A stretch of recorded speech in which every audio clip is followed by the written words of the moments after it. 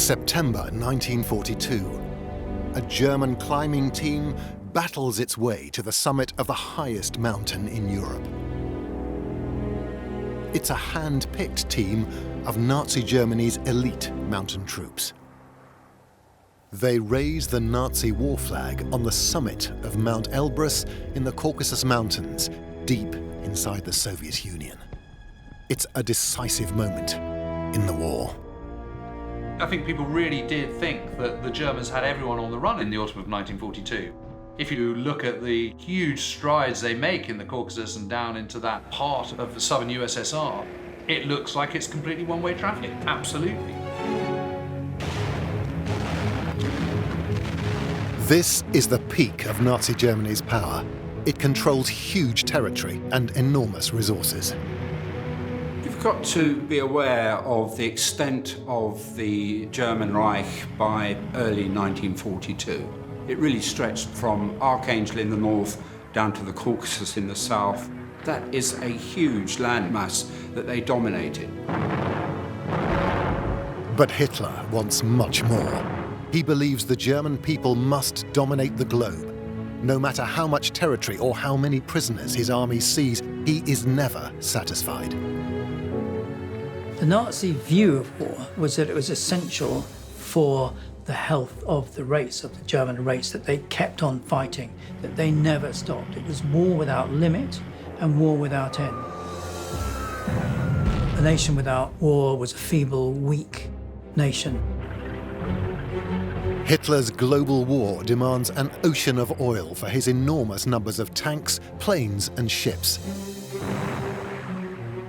Just a few hundred kilometers beyond Mount Elbrus lie the vast oil fields of the Caucasus, which he must capture to defeat the Soviet Union and fuel further conquests. But Hitler must move fast.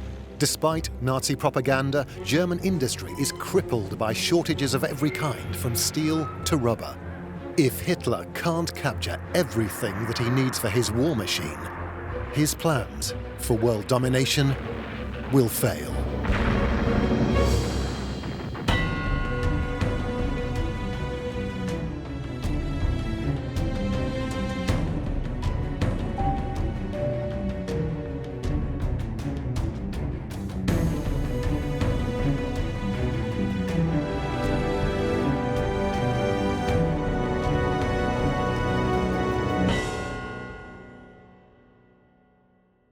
In 1924, Adolf Hitler is in jail.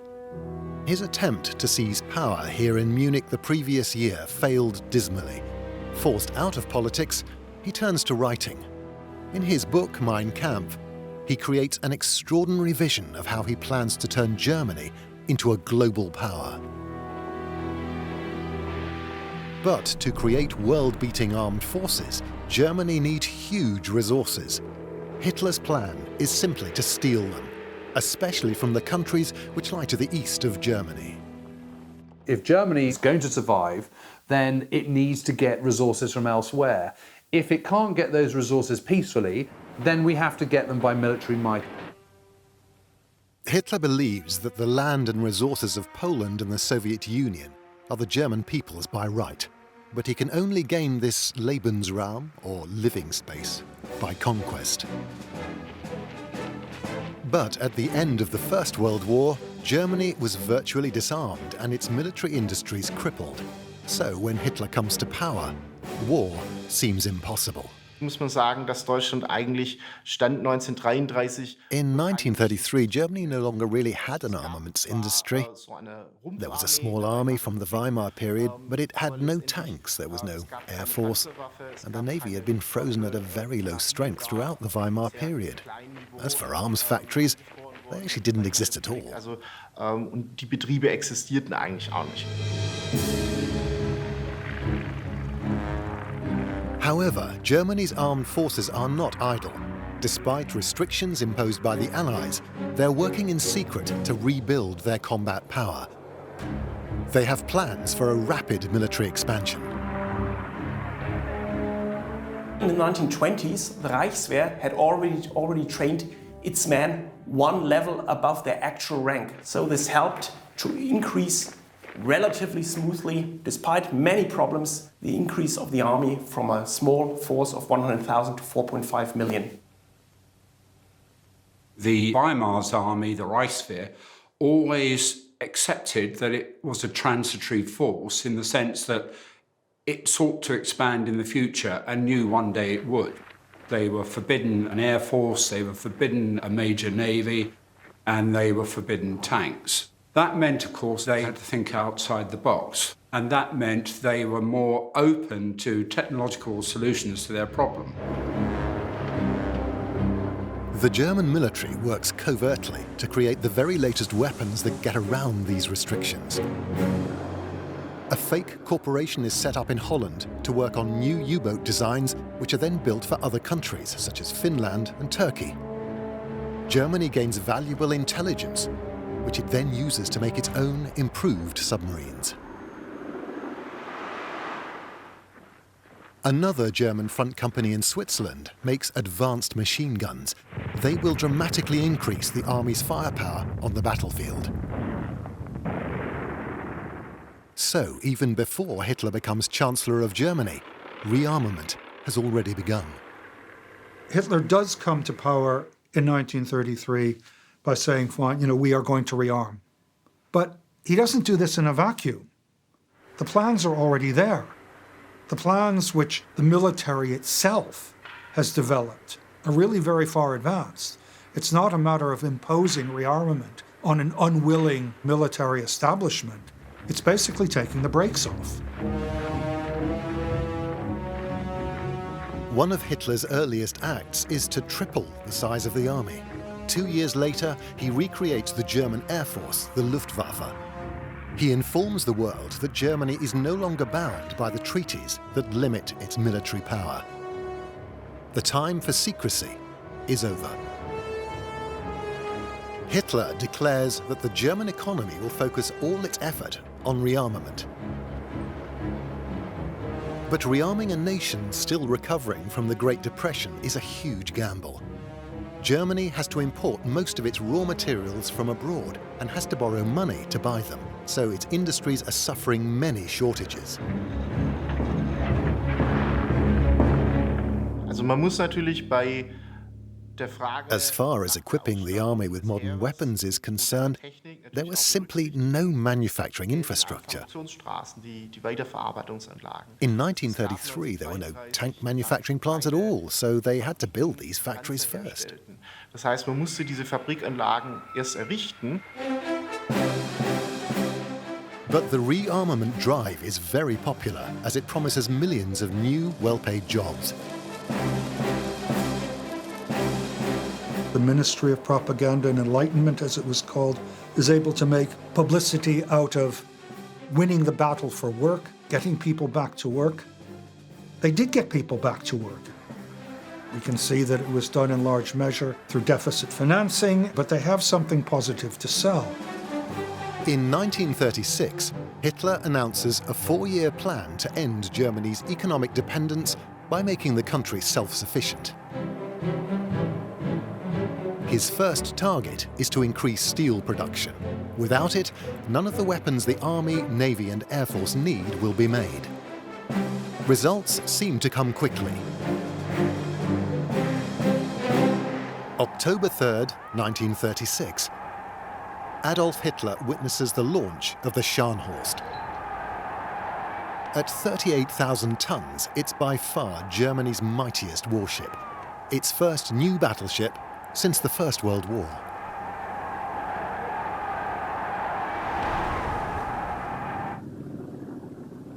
From Hitler's point of view, it's all about size, it's all about scale. Where's the fun in smashing a champagne bottle against the hull of a U-boat?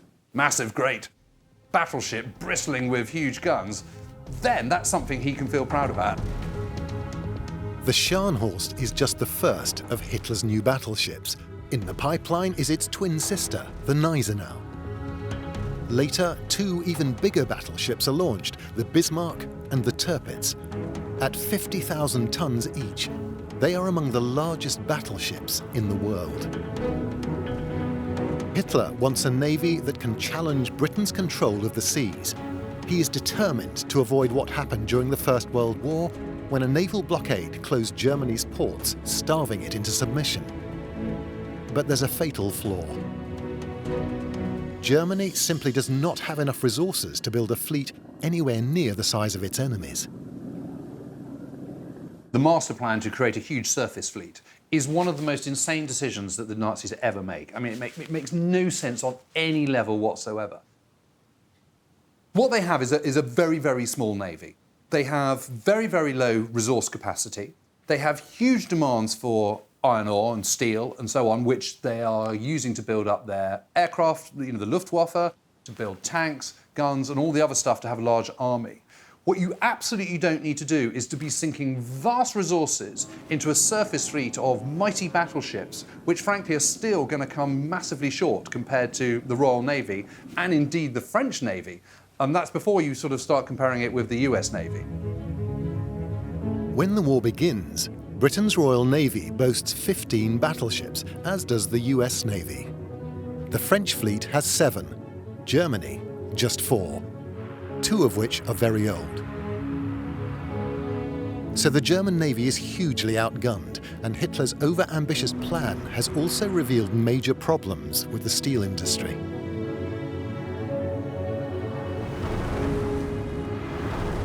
There was a real shortfall, particularly from 1936, in smelting capacity. The demand for steel was just too great to be met, not just for armaments, but also for new infrastructure. New smelting plants are needed to turn ever greater quantities of raw iron ore into steel. But before it can be used to make new weapons, vast quantities of steel are first needed to build the weapon factories. To equip the army and the Luftwaffe, first a great deal had to be done to build factories and provide machinery before weapons could be manufactured. Naturally, the steel industry profited enormously doing this. Building the factories required steel, so they benefited twice over, producing weapons and providing the steel for others to build their own weapons factories.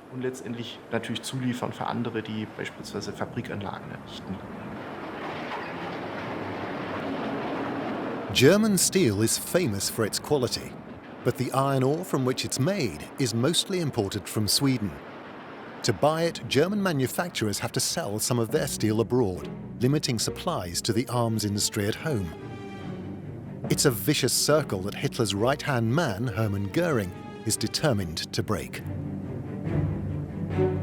He wants to use Germany's own iron ore, but its quality is poor. The basic problem was that the iron content was minimal, and so it just wasn't worth using.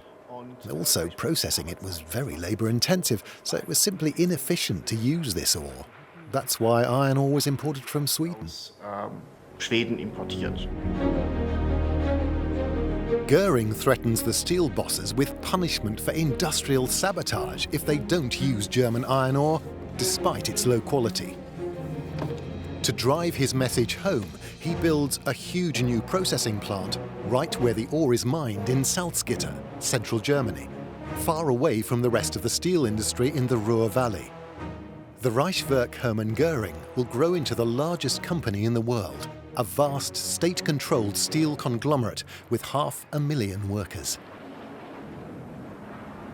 Industry is being challenged by the Third Reich.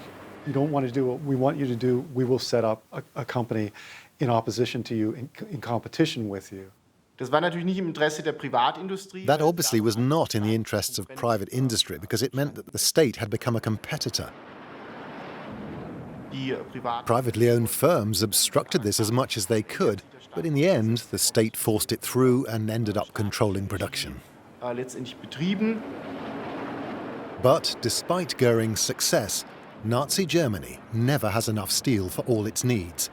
It has to be rationed.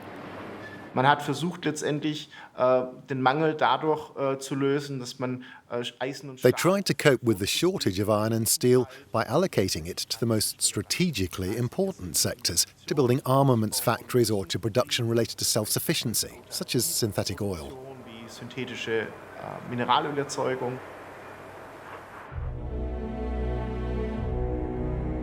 Politz on the Baltic coast.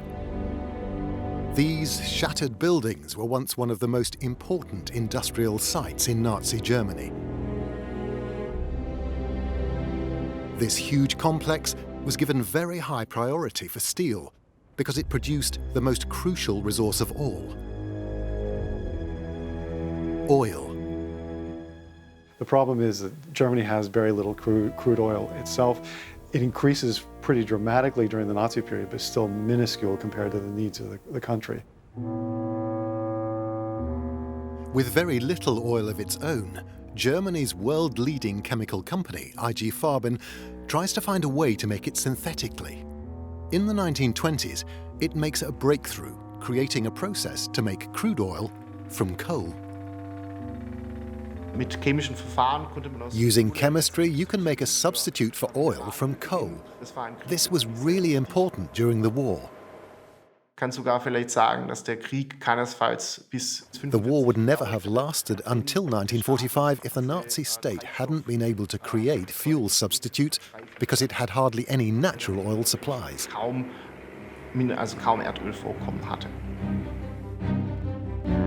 But just before IG Farben can go into full production, it suffers a major setback. The first commercial synthetic fuel plant in the world opened in 1927. And that's exactly the time when huge discoveries were made in Texas and Oklahoma. What happens then, because of the discovery of oil, because of the Depression, the price of oil collapsed. And therefore, it was completely uneconomic for IG Farben to produce these synthetics.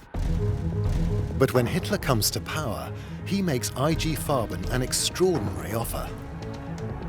He guarantees to pay the full market price for every drop of synthetic fuel oil it can make. For the Nazis, these subsidies are worth it, if they make Germany self-sufficient. The country's shortage of oil will be supplied from its abundant reserves of coal. 12 synthetic refineries are built. IG Farben chemists also develop another vital resource for German rearmament: an artificial rubber called Buna, also made from coal. It is needed for thousands of aircraft and truck tires, as well as millions of gas masks. It's also used in tank gun sights and watertight seals on U-boat hatches. German scientific skill is making Hitler's military build-up possible. I think they're absolutely essential for his ability to actually take the war beyond German borders. It was essential to have synthetic fuel. It was essential to have synthetic rubber. It's using the one thing that Germany has in abundance, which is coal, and ingenuity, which it has in abundance in that particular industry. There's no shortage of scientific brilliance, but German industry does lack coordination and planning. The Nazis' favorite industrialists get the best contracts, but they often waste money on pet projects. The whole structure of the Nazi state is one of private enterprise, infighting, divide and rule policy. Does not encourage mass production. So there's a lack of mass production, over-engineering, and a lack of focus on what was really required. Also man muss berücksichtigen, die Wirtschaft des Dritten Reichs war keine Planwirtschaft. It's important to realize that the economy of the Third Reich wasn't state-controlled like it was in the Soviet Union. In other words, private firms continued to own their own factories. The owners also ran their factories, and their goal was to increase profits. Naturally, that also meant their main motivation was not to produce as many weapons as possible, but quite simply, how can I maximize my profits? For me, the absolute classic example of misuse of resources is the Humboldt gas mask case. It's so iconic. It's when you look at German troops, whether it be in a commando comic, whether it be in a film, whether it be in black and white photographs, what you see is that cylinder stuck on their backside. It's grooved, it's got a little hinge on it, it's got a gossamer wire and a little case for extra lenses in it. It's totally over-engineered, it's completely pointless. What's wrong with a canvas sack? It's not just steel that gets wasted like this. Water canteens issued to millions of German soldiers are made from aluminium, even though it all has to be imported. And aluminium is desperately needed to make aircraft.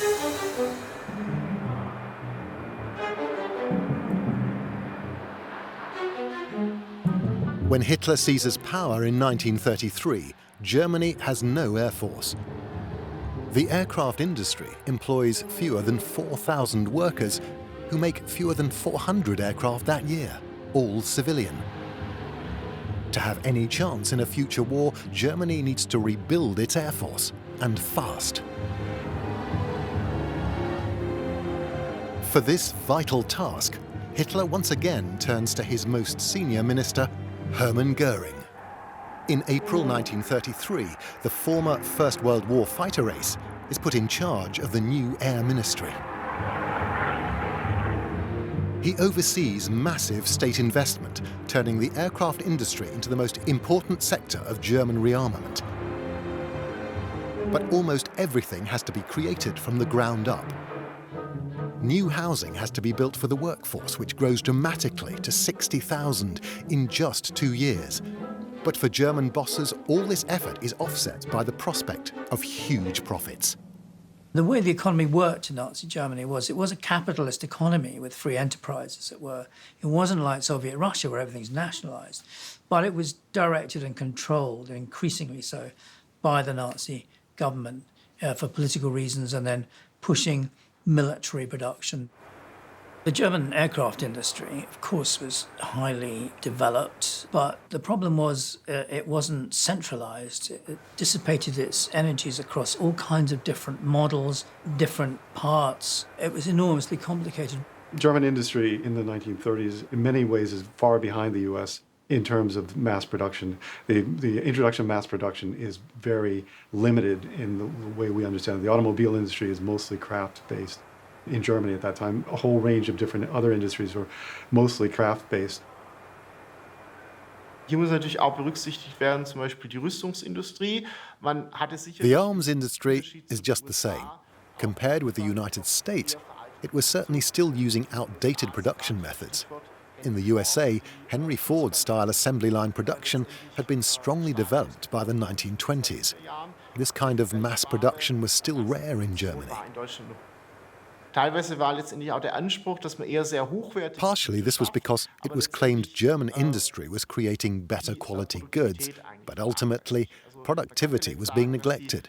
So although it can be said that the armaments industry in Germany had relatively high quality standards, it was not able to produce weapons in large quantities. This was true in the 1930s and, to a large extent, also during the war. Despite these limitations, by 1936, some of Nazi Germany's most iconic aircraft have been designed and built. The Bf 109 fighter, the fast twin-engine Heinkel 111 bomber, and the fearsome Stuka dive bomber.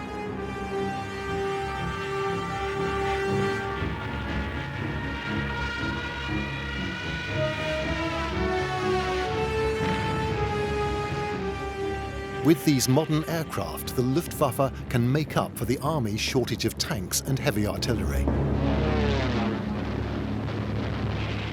The Luftwaffe is a tactical air force, i.e. in support of the ground troops. That's what it's organically risen up to do, and that's because it's all about the ground forces. The Luftwaffe provided a shield for the ground forces so that the armored forces and the infantry could maneuver freely. It was also used as a fist. So like a flying artillery, the Luftwaffe could support ground troops at crucial points and bring the decision. German airplanes were good, but there weren't enough of them, and there were too many different types, and so therefore it was difficult to replace them. To boost aircraft production, Göring entrusts one of the most important jobs in the Luftwaffe not to an expert, but to an old friend and fellow veteran, Ernst Udet. In those early years of the war, the chief of procurement is a chap called Ernst Udet, who is a wonderful fellow and a brilliant barnstormer and a fantastic First World War fighter race, and by all accounts a jolly good bloke and a great cartoonist, but is all at sea in the Machiavellian world of Nazi politics. He's just completely out of his depth, and that just leads to yet more inefficiency. Udet is convinced that dive bombers are what the Luftwaffe needs more than any other aircraft. He personally intervenes to ensure that the Stuka goes into production, but he fails to realize that aircraft technology is changing rapidly. On August 27, 1939, aviation history is made when the world's first jet aircraft, the Heinkel 178, takes off. Udet gets to see this revolutionary plane for himself at a later demonstration arranged for senior Luftwaffe officials. But he's not impressed. He rejects it in favor of more conventional aircraft. If the Nazis had produced a jet fighter early in the war, it could have given them an unassailable lead in this new technology. It's a vital opportunity missed. But Germany struggles to make enough of any kind of aircraft because of its chronic shortage of crucial metals, such as aluminium. Other examples include copper, nickel, and other vital metals. The country was dependent on imports. Within Germany itself, there were very few deposits. For example, the country's copper deposits were very, very poor. From an economic point of view, it was not a good idea to exploit them. But they did it anyway, to enable at least some local copper production. But this required more and more labour and was relatively unproductive. But Hitler gets an extraordinary stroke of luck when the Spanish Civil War breaks out in 1936.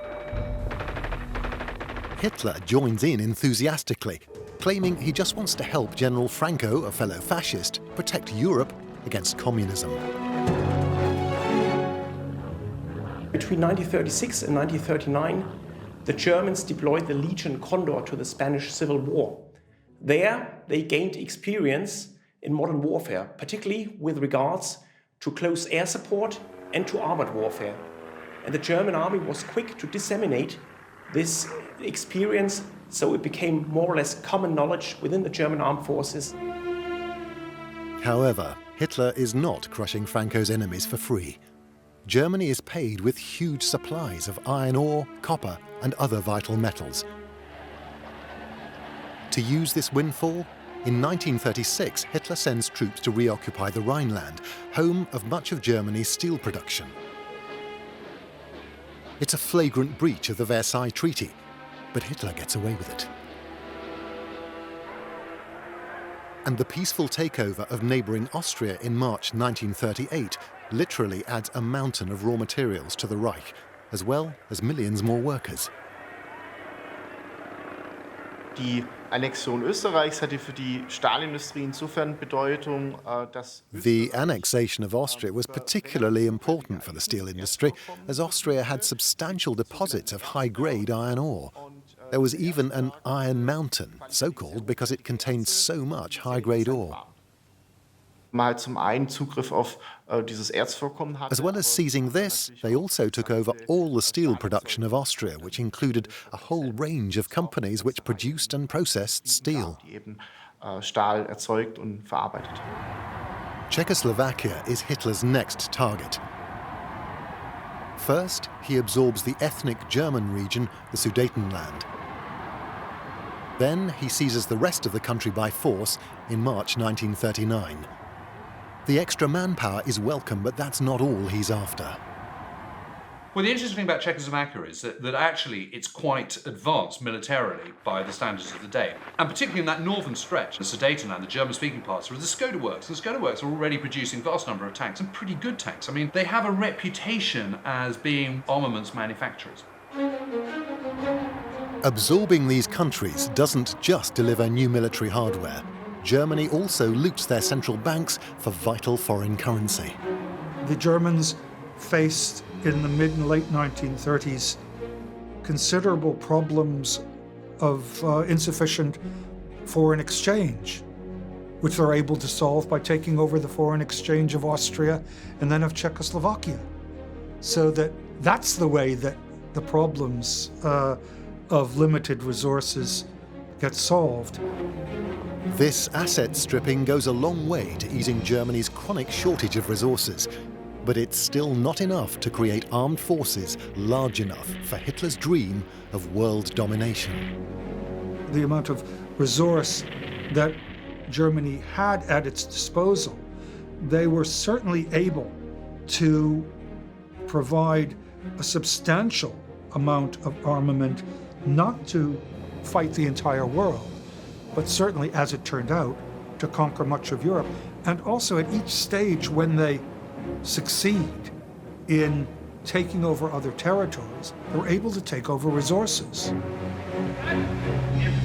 Hitler has long argued that the land and resources of the Soviet Union are Germany's by right, but he's not yet ready to fight for them. Instead, Hitler astonishes the world by agreeing a peace pact with the Soviets. In secret, the two countries also agree to divide up Poland and the Baltic states when Germany invades, and the pact also gives Germany vital economic security.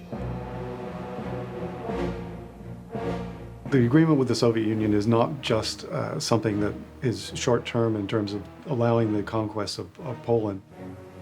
It's also a way of guaranteeing supplies and not having a second front in a war of attrition that Germany doesn't think it can win. In return for technology advice, trainloads of oil, metals, and enormous amounts of grain begin to flood into Germany from the Soviet Union. Hitler has now achieved as much as he can through diplomacy, and the German economy is reaching a critical point. It can't just keep on making weapons forever.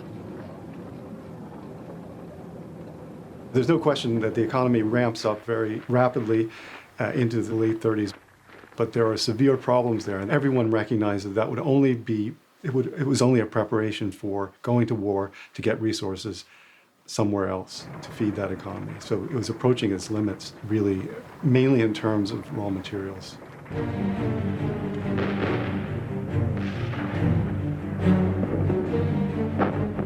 On September the 1st, 1939, Hitler launches the war he has long been planning. German troops smash through Polish border defenses. Bombers pound cities, roads and railways. In just 36 days, it's all over. Poland has been crushed. It's a stunning victory. But the parades and propaganda films conceal the truth about Germany's readiness for war.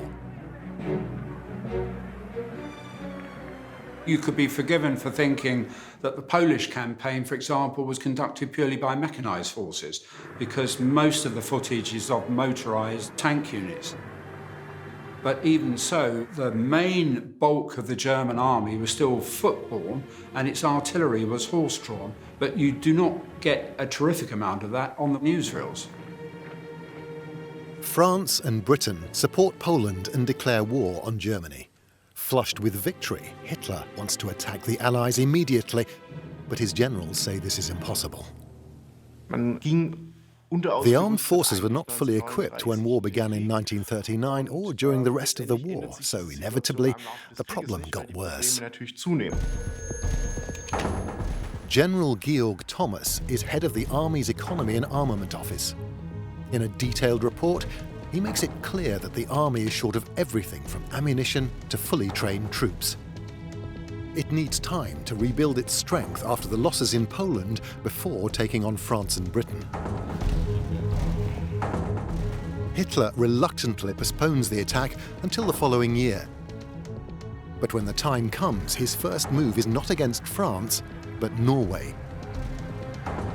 He's keen to secure Germany's supplies of high-quality iron ore. The majority of good quality iron ore came from Scandinavia, especially Sweden, in the 1920s and 1930s, and ultimately right up to 1944. However, the ore was often shipped through Norway, so Norway and Sweden had a special strategic importance for Germany. In winter, when Swedish ports are blocked by ice, iron ore has to travel by rail to the Norwegian port of Narvik before being shipped to Germany. To secure this economic lifeline, Hitler launches a surprise invasion in April 1940.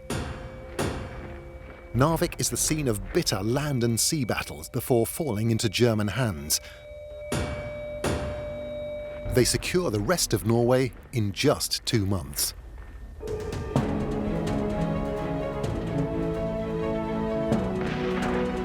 The invasion of Western Europe is just as rapid. German panzer divisions smash through the defences of France and the Low Countries.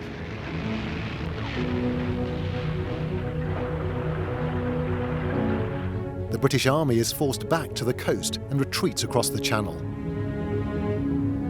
In 6 weeks, France surrenders. It's a lightning victory. But once again, the propaganda images of German mechanized might represent just a fraction of Hitler's armies. The truth of the matter is, the spearhead of the Blitzkrieg, particularly when you're looking at the fall of the West, you know, France and the Low Countries in 1940, only 16 of the 135 divisions they use are mechanized, of which only 10 are panzer divisions. So that gives you an indication of just how under-mechanized they are. And much of this military equipment is not German-made, but looted during Hitler's earlier land grabs. The invasion of France was successful not least because the Germans had access to a lot of military kit that they were able to take from Czechoslovakia, which they took over in 1939. Speed and brilliant tactics allow German forces to defeat its much more powerful opponents. This is the kind of war its armed forces are designed for. They can defeat their enemies before they can bring their much greater military resources onto the battlefield.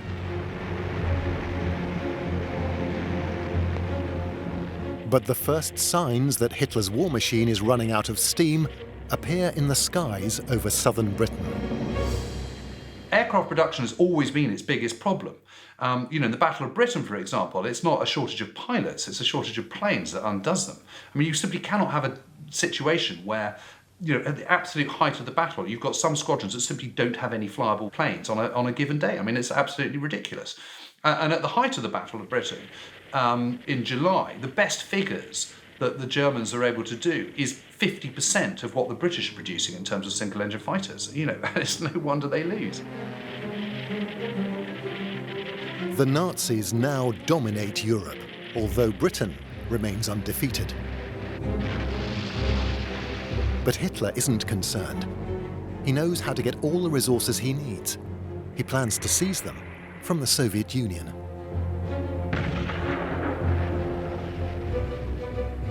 Clearly, the desire for more control of raw materials, oil as well as other things, is driving a lot of the military policy and the decision eventually in 1941 to go to war against the Soviet Union.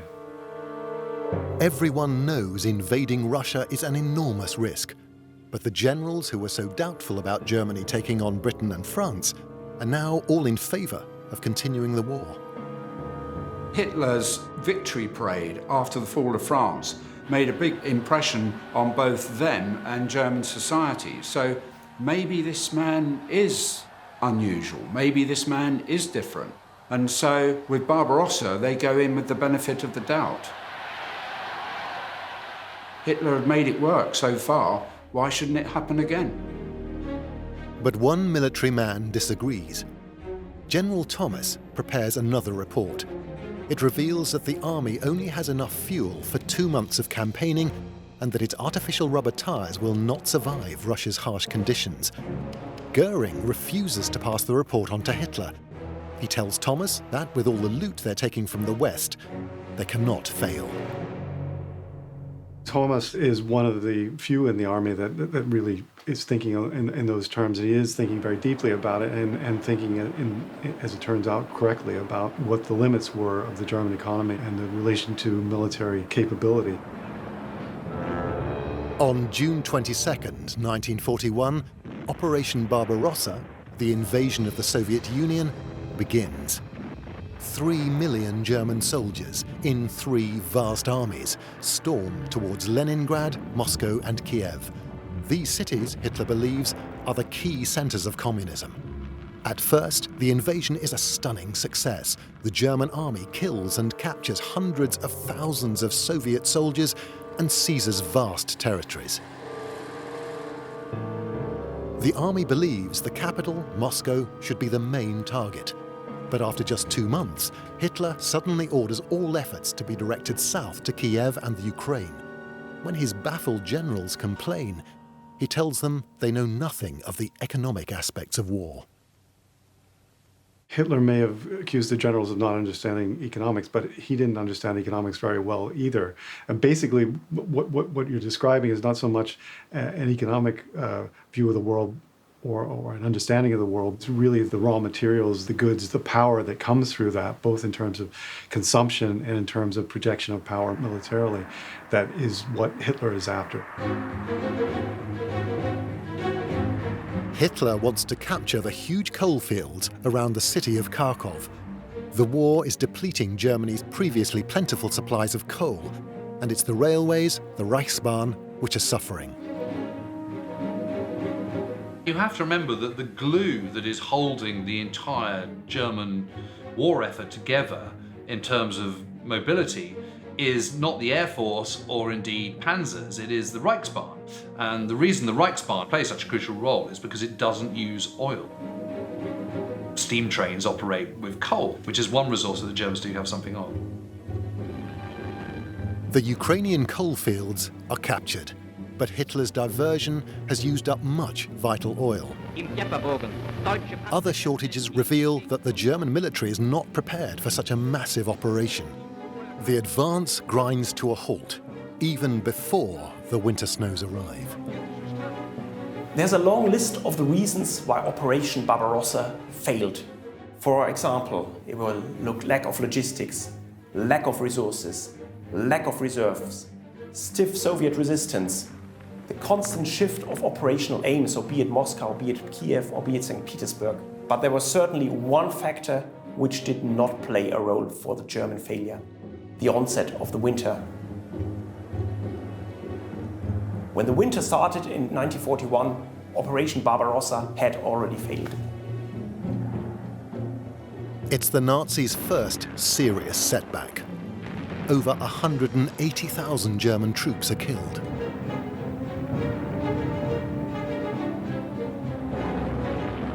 The Luftwaffe also suffers heavy losses in both pilots and aircraft, which it's struggling to replace. The Luftwaffe is a symbol which epitomizes all that is successful and brilliant about the German armed forces. Unsere Jagd- und Zerstörerverbände unmittelbar vor dem Start. And yet it is in terminal decline by summer of 1941. It's been involved in every single campaign that the Germans have been fighting.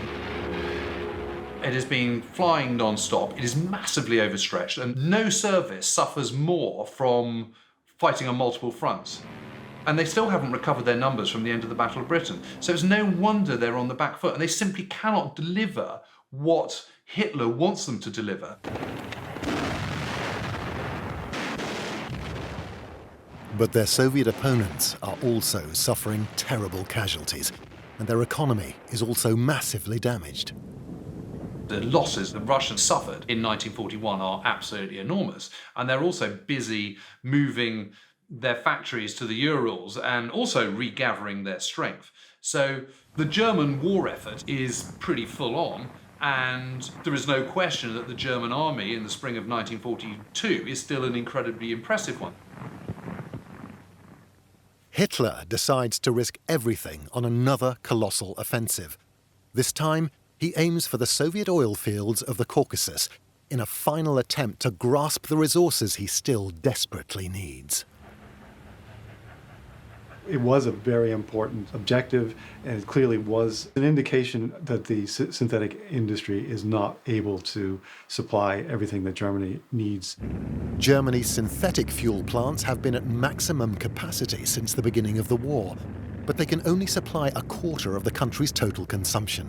The Allies have far more oil, than the Nazis. To put this in some perspective, the most the Germans ever use in terms of fuel is 5.5 million gallons in 1944. Now, British domestic use alone is 22 million gallons in 1944. That's not including Britain's war effort usage. So that puts it in some kind of, so basically Britain domestically alone is using 4 times more oil than Germany is for its entirety in 1 year. Capturing the extraordinarily productive oil fields around Baku in the southern Caucasus would make a huge difference to Germany. They supply 85% of the Soviet Union's oil. In great secrecy, tank divisions are sent south to provide the armoured fist for the attack. Its code name is Fall Blau, Case Blue. The operation begins on June 28, 1942. Stalin is so convinced that the next German attack will be against Moscow, the Red Army is taken completely by surprise. The first few weeks of the offensive go well. 1 million German soldiers, 2,000 tanks and 1,600 aircraft advance as Soviet forces fall back. But then Hitler makes a disastrous decision. There is no doubt that the move to the south to secure the oil supplies in the Caucasus was the correct move. But where it went wrong, of course, was that with the initial success of Operation Blau, the Soviets, for the first time, retreating rather than fighting to the death, Hitler thought that as a consequence, his belief in the innate superiority of the German army was triumphing over the Soviet Untermensch, and that therefore he didn't have to wait until he'd captured Stalingrad before moving on to the Caucasus. He could do both at once. Hitler's plan starts to break down almost immediately. The Germans simply don't have enough fuel to keep their enormous forces moving. The Luftwaffe has to fly in supplies to stranded tank columns.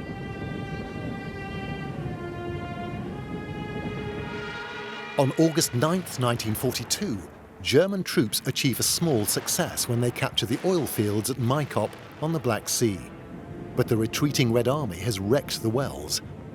German engineers can only get 70 barrels of oil a day out of the devastated facilities. The advance on the rest of the oil fields grinds to a halt. By October, even Hitler accepts they are out of reach. The Nazis' final resource raid has failed, but it probably never could have succeeded.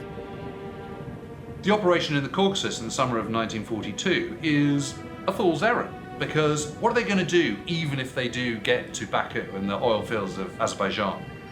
How are the Germans actually then going to transport that oil once they get it and refine it and all the rest of it? Well, the way oil moves around the world in 1942, and in fact still does to this day largely, is by ship. Well, the Germans don't have any shipping, and even if they did, they wouldn't be able to move it because they wouldn't be able to get through the Mediterranean and past Britain all the way around to the Baltic and the North Sea to get to their ports. The only way that's going to move is by the railways, which are already completely overstretched and over capacity. So the idea that this is going to be their salvation is just never going to happen. The failure in the Caucasus is overshadowed by the disaster now unfolding at the other objective of Case Blue, Stalingrad. On November 19th, 1942, the Soviets launch an offensive to surround the German 6th Army inside the city. The trap is closed in just 4 days.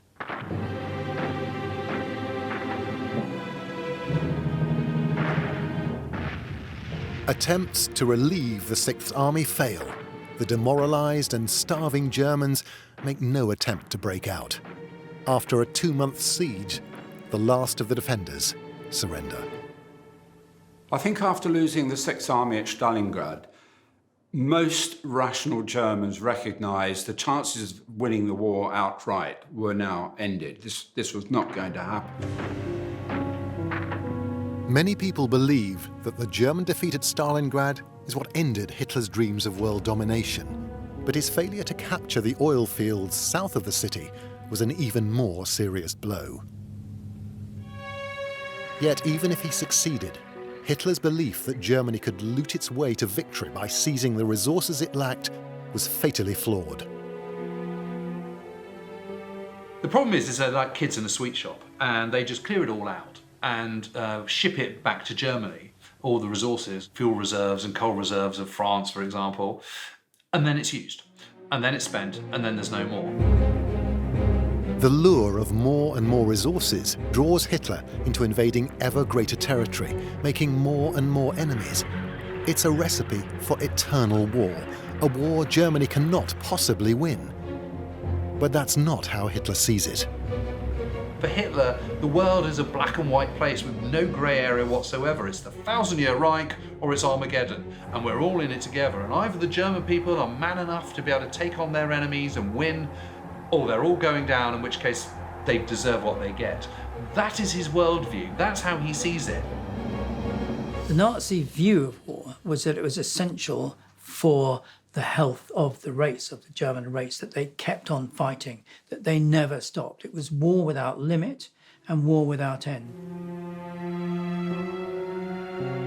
Without enough critical resources, steel, rubber, aluminium, coal, and especially oil, Germany's fate is sealed. Even though its factories continue to hum, they are building planes that will never fly and tanks that will never run, because there will never be enough fuel for their engines.